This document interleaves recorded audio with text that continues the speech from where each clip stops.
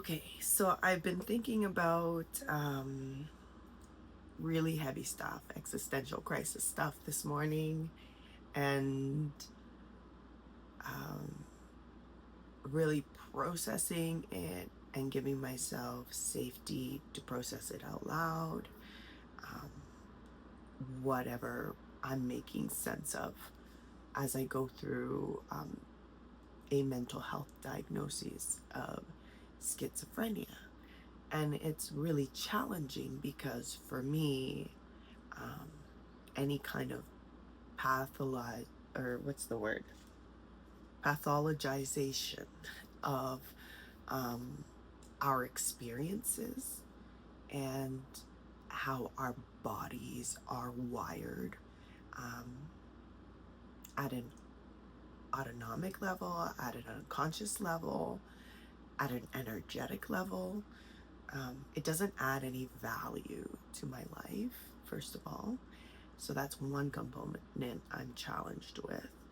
There's another component that I'm challenged with, which is my experience of those, my lived experience of those with the diagnosis of schizophrenia outside of anybody else's narrative of it, but actually how other people lived it in their lives and what it looked like from my limited perspective lens, um, as a child, as a young person, um, as a bit of an outsider to that family um, that lived with that.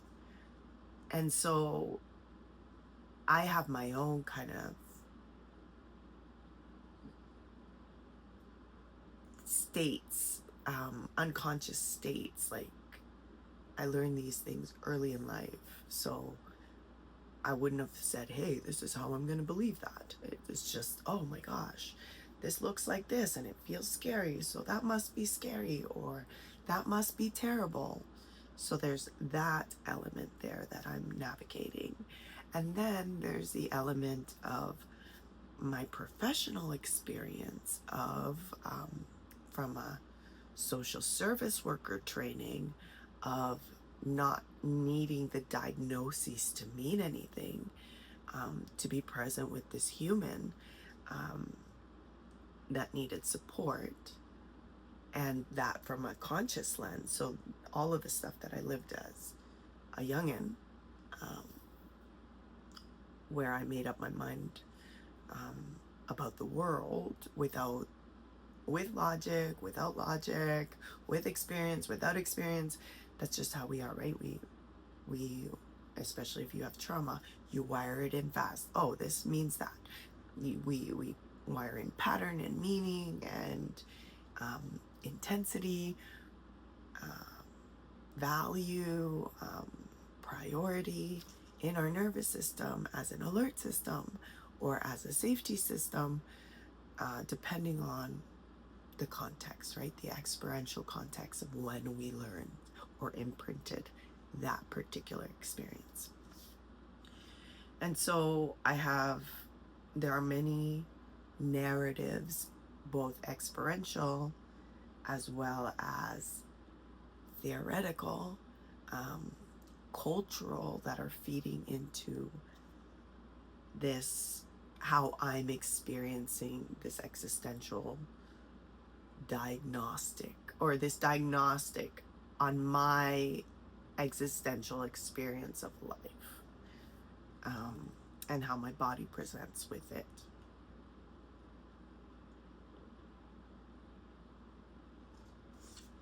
I have my note here, so I'm just gonna put this here. So we can, if you want to pause and read. And pause and read. But ultimately, by the way, this is just my leftover notepads. I've had to shut down my businesses because of the way I've been treated in the legal system, and the impact that's had on my ability to retain my financial sovereignty. And so I no longer run my businesses because I've had to personally file for bankruptcy. And so, like, this diagnosis has very serious consequences, and outcomes, and including benefits, but there are supports that I have access to with this diagnosis, but I'm not sure that those supports outweigh the harm or the independence that I had before I was given all of these things to help me be less depressed about reality and circumstances and and actually processing my trauma and feeling my trauma. So when I was first diagnosed with post-traumatic stress disorder, because my body just went on a full burnout, shut down, I couldn't walk, I just couldn't I stopped functioning physically as well as like cognitively. I just couldn't keep things straight. So this started in 29, no. I've always experienced anxiety, depression, and otherworldly things, but not consistently. Like, I've had moments of, and I've always been high functioning, and I've always been, I thought generally happy. I don't know, maybe it carried a lot of heavy emotions, so I was always intense, but I think I was generally a positive. The general feedback I got in any community setting that I went into was generally that I was a contributor, with the exception of being the scapegoat in my family. I knew how to behave outside of my house. So anyways, this whole existential crisis has been a long time coming, and it's been slowly happening. But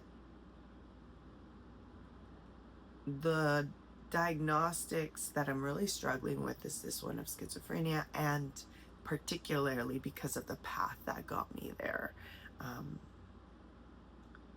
and the tools that I utilize to help support and regulate me, and then my professional training that's being undermined and discounted in being handed this diagnostic as well, or this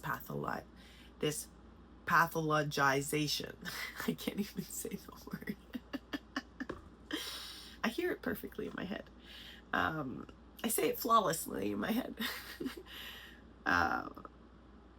It's because I'm accessing unconscious, conscious. I'm accessing different points of data storage and memory in my body right now. So it's like running a bit of a marathon while trying to host a podcast or something. Anyways, if we think about it, so I've had to play with this language in a reframe type of approach, but I don't want to just reframe and discount, because remember, the data inputs are my lived experience, based on family and friends who had experiences, and then what I saw of them and what I didn't understand or comprehend consciously, but then what I understood and comprehended unconsciously as well. So there was like this reality looks one way. It's almost like living in the right side up and the upside down at the same time, if you've ever seen Stranger Things. The one word makes it feel icky and gross and heavy and charged with with a lot of worry and concern.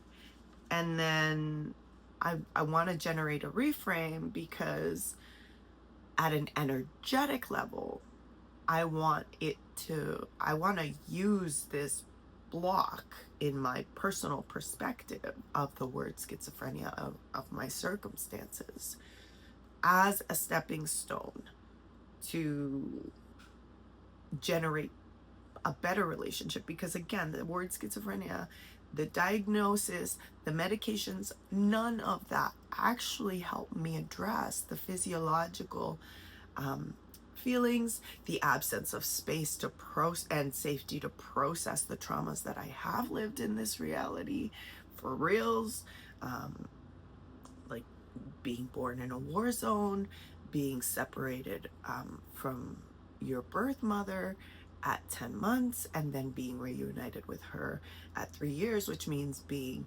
separated from your primary caregiver at an infant developmental stage, a very important stage, twice. What kind of like there's all of these data points that constitutes the complex PTSD there, among other traumas and dramas that have added to the weight of energetically of this PTSD as well as the schizophrenia diagnoses.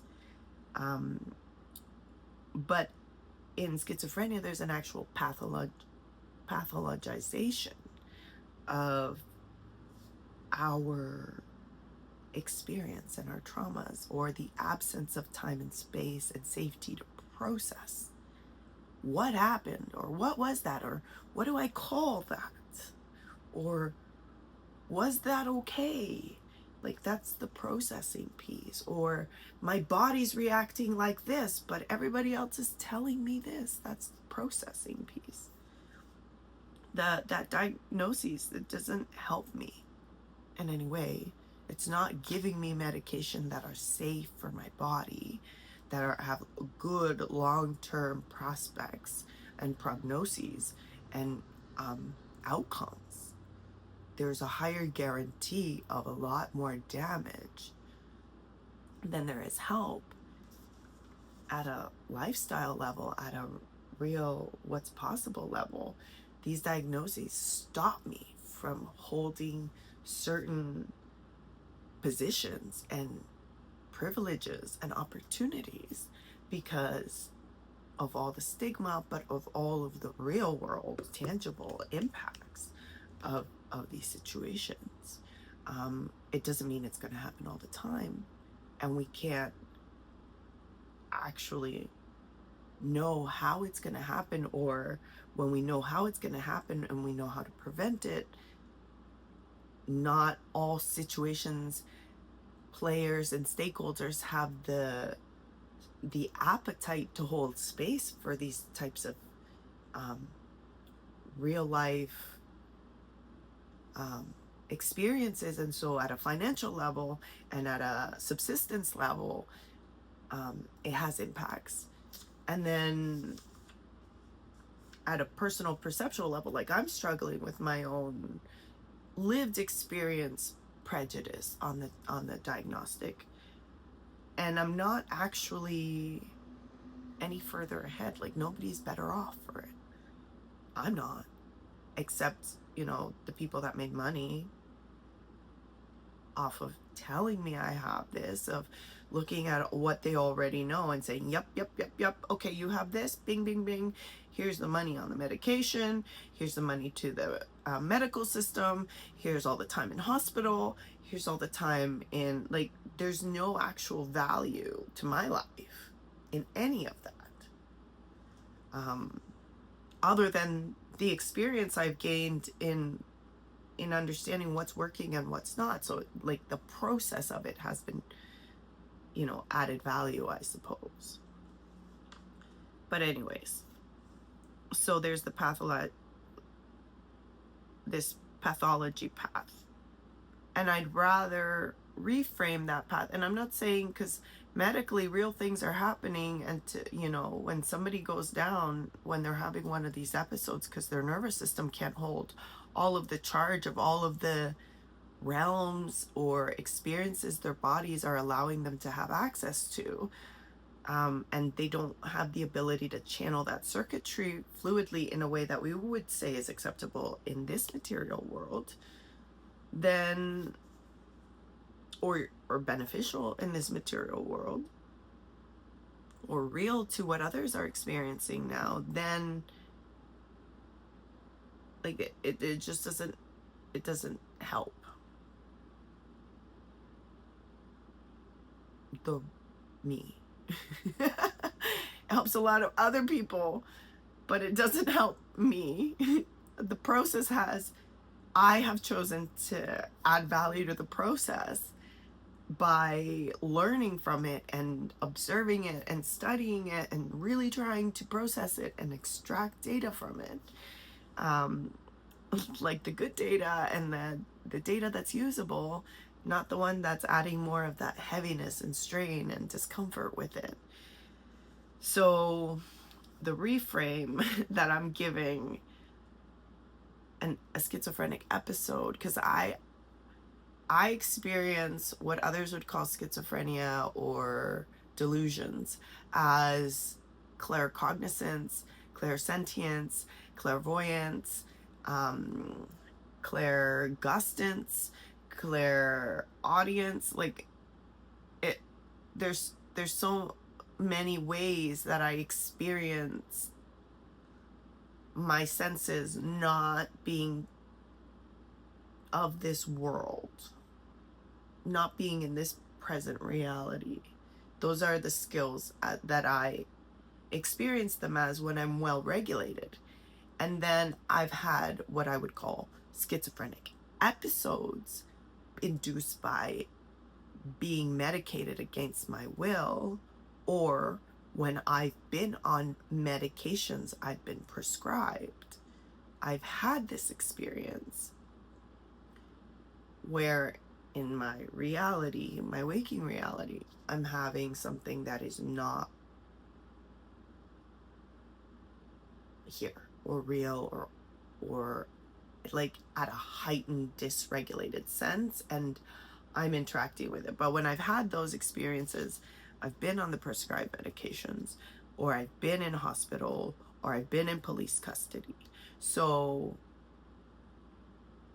all of those situations to me seem like I got high somehow, or my body got dysregulated and I got out of body somehow. And I don't, like, I'm not here, right? So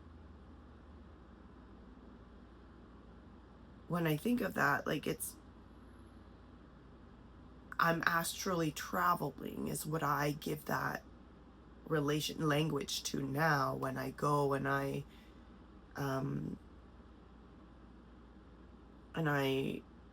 it's like having a bad trip, I guess, is what I would associate it with, and you're actually physically experiencing something and others are witnessing it. But I've only had that on my own once, when I felt I was being followed around. And you know, there are sonic weapons. Nobody has to pop something in your drink to set off your nervous system. Like, if you're being stalked, if somebody wants to throw you into a trauma episode, they can use sonic weapons on you, and you wouldn't know what hit you. So, to me,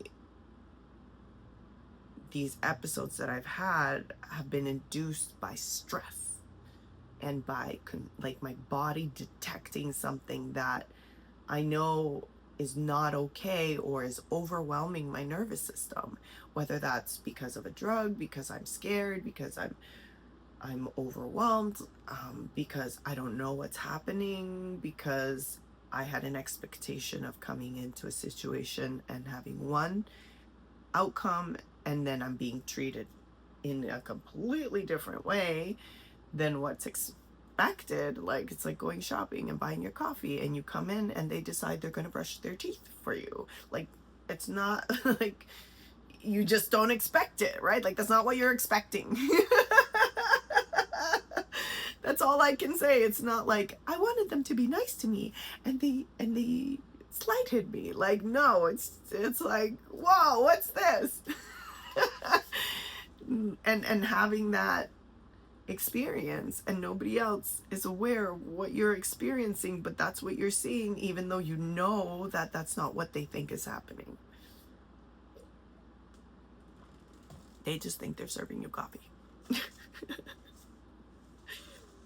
Anyways, so I the language I've given to this is astral travel. And so the reframe that I'm giving schizophrenic episodes is a poor astral landing into the body. It's like your soul escaped for being overwhelmed for whatever reason. For us, you know, you're scared in an instant and it went away, like you felt it, and then you collected yourself.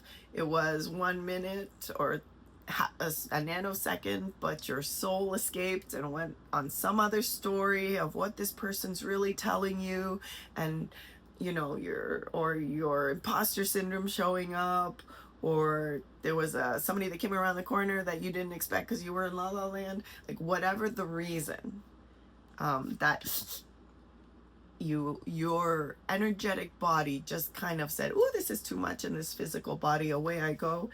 And because there's no limitations in the time-space plane continuum that our soul lives in,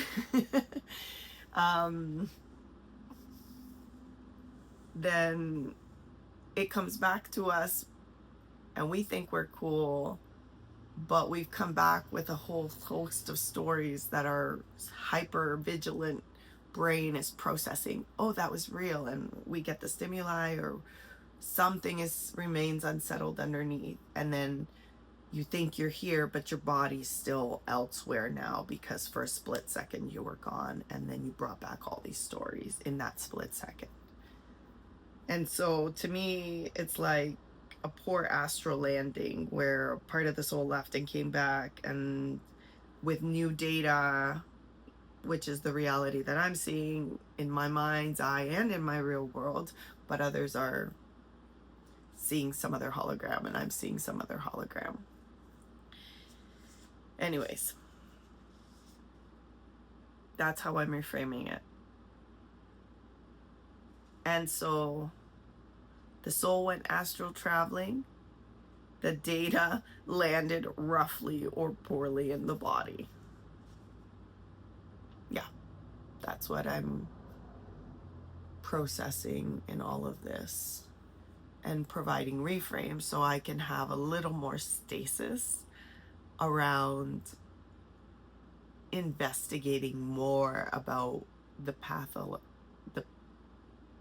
pathologization of this, of people who experience the world much differently than everybody else, for whatever reason that be, whether they've had near-death experiences or, like in my case, I had physical trauma when I was an infant. I used to be overwhelmed and pass out really easily. So like my grandfather used to say, "Te me morías a cada rato." I would be dying on him all over the place. Like, I would just pass out and die, I guess. Because he and my grandmother were my primary caregivers while my parents were finding a safer life for us outside of the war zone. And so I have this out-of-body experience since I was an infant. I have memories of actually seeing myself on a slide with my grandfather, and I see myself slide down the slide, and it's a memory that comes up when my grandfather, or when anybody in my family, used to tell me that I used to die or bang my head and I would pass out or be unconscious for periods of time, or I'd be overwhelmed with emotion of any kind, or my body would just feel too much, and I'd like, if nobody picked me up, I would throw myself back and I'd bang my head on the floor. Like it was a lot of overwhelm to the nervous system. And like it makes sense. Like my mom was pregnant with me in a war zone, and she was in high stress her whole pregnancy. Like she was alone without my father, because he was trying to find a way to make a better life for them. His life was in danger and threatened, so he had to flee. And so she had one child, she was pregnant with another. Like it was not a good situation. So I had a lot of overwhelm in my system, and none of this accounts for it. So it stands to reason that I have out of body experiences, and that my body holds data, or my soul holds data that my body can't relate to very well. And that's how I've chosen to see this diagnosis, is like evidence that I have electrical access to something else. That's how I've chosen to see this. But I also think it's wrong.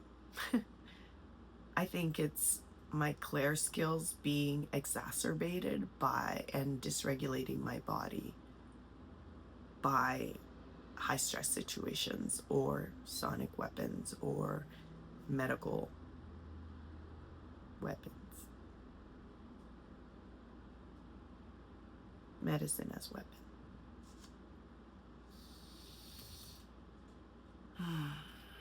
Man, it's a heavy morning. I just better go get on with the day in real life so that I can stop thinking about this.